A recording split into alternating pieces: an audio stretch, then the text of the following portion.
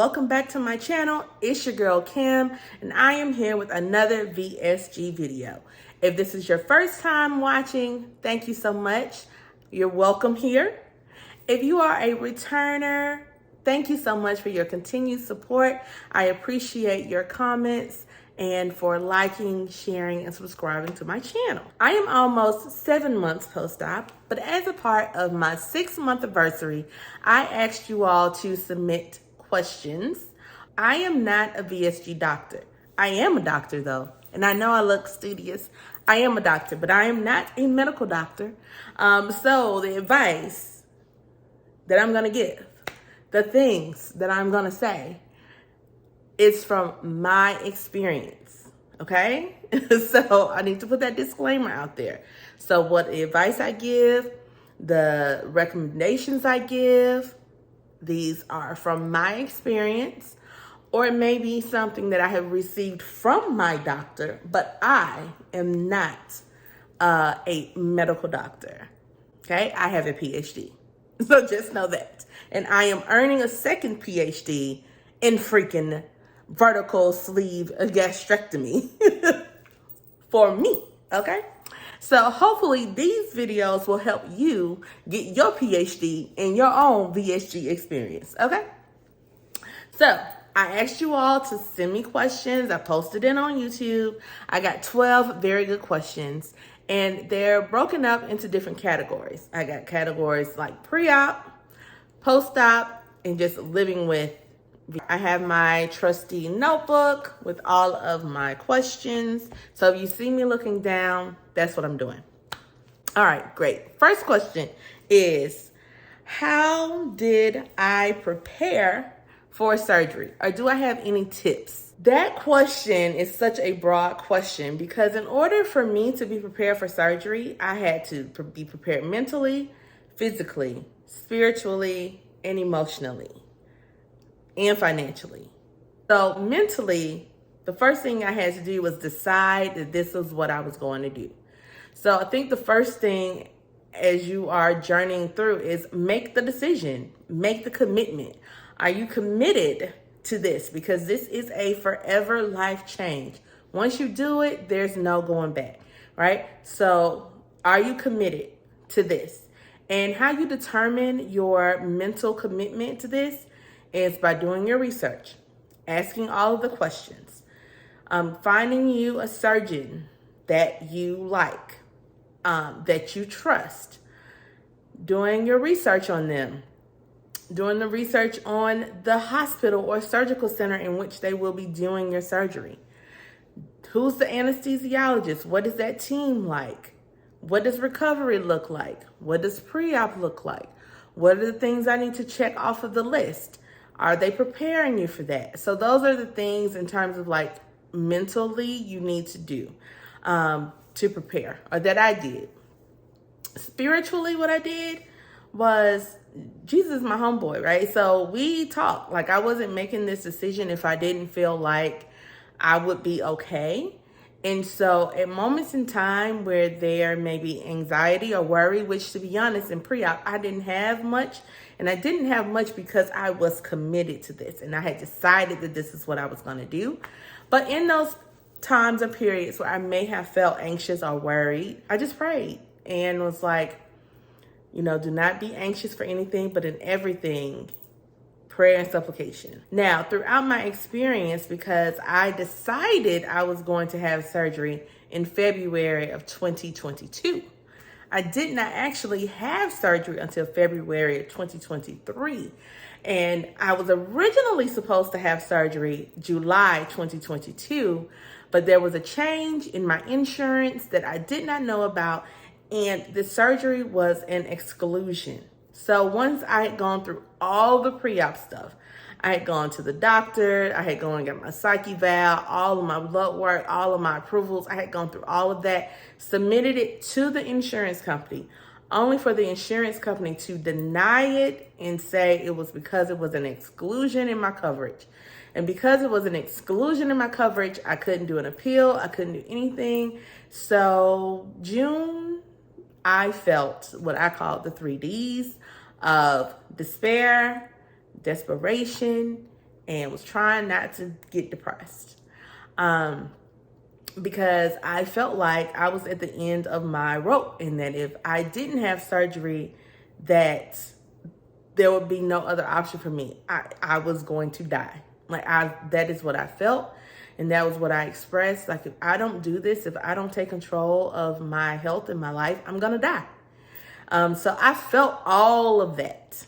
And I listened to Karen San Diego's video about selecting a doctor. Shout out to Karen San Diego. If you have not watched her videos, go back and watch her videos.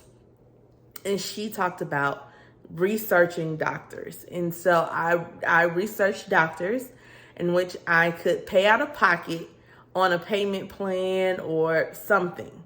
I went on a couple of consultations, and then I found a surgeon that I liked, and then I financially had to plan for surgery. So that took me another 6 months to figure out, well, how was I going to pay for surgery?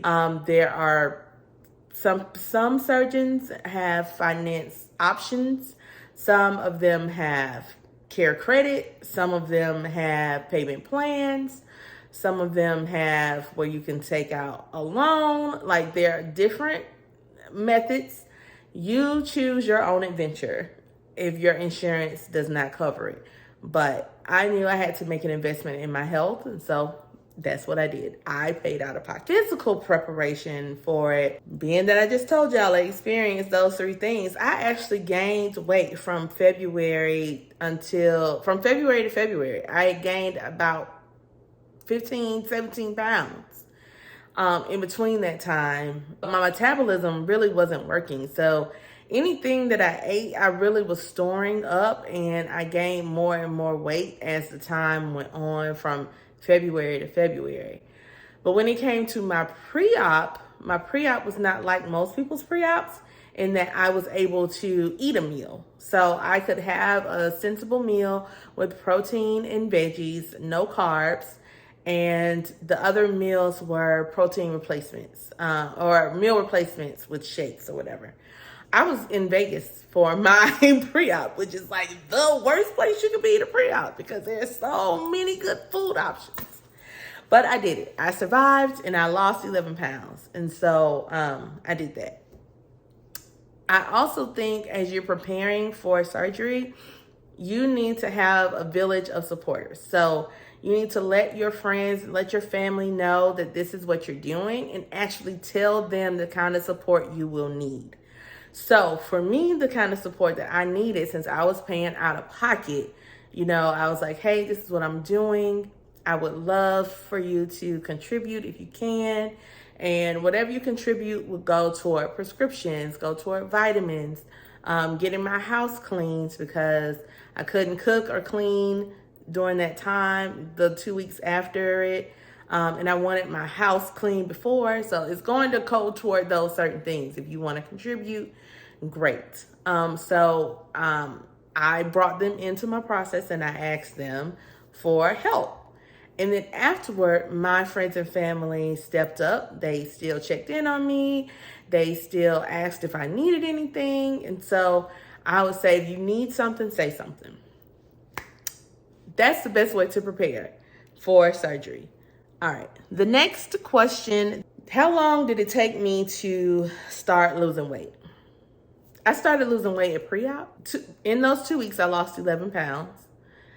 By the time I went to my 1 week appointment, I was already down another 10 pounds. So I started losing weight immediately because I was following all the instructions, and I also didn't have an appetite.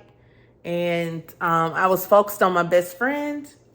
This is my best friend, my Stanley cup, and drinking water. So I started losing weight immediately. You start losing weight immediately. I don't know if that helped, but that is how long it took me to start losing weight.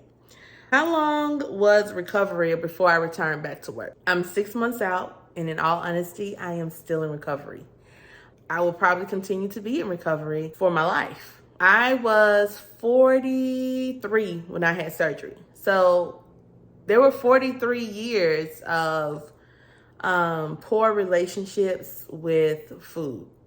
I had 43 years built up of that. So the physical recovery, I took 2 weeks off of work. I should have taken a month off of work. It's because your caloric deficit is so low and you're getting so used to the liquids and not having enough energy that I didn't have enough energy to power me through my day. And now, having gone to my 6-month appointments and having them say, if you have a job where you have to make a lot of decisions or you have a lot of stress, like your body only has so many calories to distribute throughout the day, I should have waited a month to like fully get used to this, fully develop healthy patterns and healthy habits of how to take care of myself. But the minimum was 2 weeks. I have recently come to accept that I am still in recovery. So that means that I can't lift things probably the way that I should have before. I need to be more mindful of how easy it is to slip back into snacks and to slip back into old habits, because I have been snacking it up, in all honesty. And the snacking it up is not helping the stall. And so how do I recover? That is why I'm continuing to see my therapist, because there are behaviors that I have to undo. There are thoughts and patterns that I need to undo so that I can maximize this decision that I made. So I would just say that for anyone, right? I think when we think of recovery, we only think of like the physical recovery. How long is it going to be before I'm able to get up and move around? Or how long is it going to be before I'm able to eat a certain thing? Or how long is it going to be before I can, so we think about it in that way. And honestly, just when it comes to those kind of things, just follow your doctor's recommendations. For me and my doctor, I was on a puree, soft foods diet 5 days after surgery. I moved into solid foods in a month, at 4 weeks. At 5 weeks, I could eat a regular diet like I had before. So, but even though it said I can do that, my body was still telling me what things were okay, what it liked, what it didn't like, what time it liked to eat, what time it doesn't like to eat, what texture of food does it like versus another texture. So I am still recovering. I am still in the trial and error phase, and I'm 6 months out. So I don't know if that helps you, but that is what recovery's looked like. I'm going to answer one more question in part 1 of my Q&A. And then the other questions I'll break up into other parts. On a daily basis, how do I reach my protein goals? I don't have a good answer, right? If I were a perfectionist and if I was probably doing what I really should be doing right now, I would be counting my macros. And so what counting my macros is looking at my protein, carbs, and fats. And how many grams per day am I supposed to have of each? I would be writing them down. I would be tracking them in the Bariatric app or in my Fitness Pal. That is what I would be doing. That is not working for my personality. So when I say that I am in recovery, I'm in recovery. It is not working for my personality. Instead, what I do is I go by a rule. And the rule is to consume, right now I can consume about 4 to 6 ounces of food at a time. But when you start out, you can only consume about 2 ounces, right? So now I'm at between 4 to 6 ounces, which is the size of my hand, right? So when I am getting food, it needs to fit in the palm of my hand and no thicker than this side, right? And that's how I am determining. And I lead with protein. I don't have a lot of carbs. Like I don't have a lot of rice, a lot of potato, and pasta. To be honest, Queen Sheba Michelle, that's the name of my stomach if you're new here, she doesn't like it. So I don't have a lot of carb But I will have like veggies and mostly protein. That is mostly still what I am consuming in the palm of my hand. I also, if I'm home, I have my plates that I use that are 6-inch plates, and those 6-inch plates hold the right amount of food. And I have like small bowls. Like I still use my 4-ounce bowls to put my food in so that I know. And so that's how I'm keeping track. And based off of that, I get hungry every 2 to 3 hours. And so every 2 to 3 hours, I am having a food. So lately, what I've been liking are nuts, chicken jerky, and I do eat fruit. So I know people are like, don't eat fruit, it has a lot of sugar in it. It does have a lot of sugar, but it's not just sugar. It also has nutrients and fiber and the things that you need to make you go to the bathroom.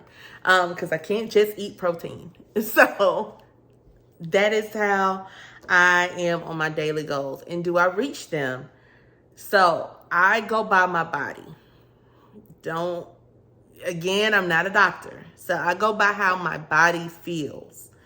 And I'm really trying to get in tune with her. So even if I've done that and I'm still feeling hungry, I just grab a little snack of nuts or something. If I'm not hungry, then I don't eat it. Like, as long as I'm making sure that I'm getting my water goals and I've done this meal size at least 3 times. At least 3 times I'm hitting this meal. If I've done that, then I'm going to be good. Outside of that, I'm just figuring it out. People may judge that. People may not like that answer. And that's fine. This is just where I'm at in my journey. And that's what I'm doing. Hopefully it'll help you in some way. I am a recovering perfectionist. So I'm also trying to give myself grace, leniency. I am learning to be intuitive. And so those are the things that I have prioritized in this journey. And so because I have decided to prioritize those things in this journey, I am not being a stickler about writing everything down or tracking everything. That may change next month. You know, as I'm like, hey, this is what I'm doing isn't working. So I need to be jotting things down and keeping track. It may change next month. For this month, this is where I am. And that's where I've been the whole 6 months. And for the most part, I am 90% pleased. So I'm going to continue on. Stay tuned for Q&A part 2.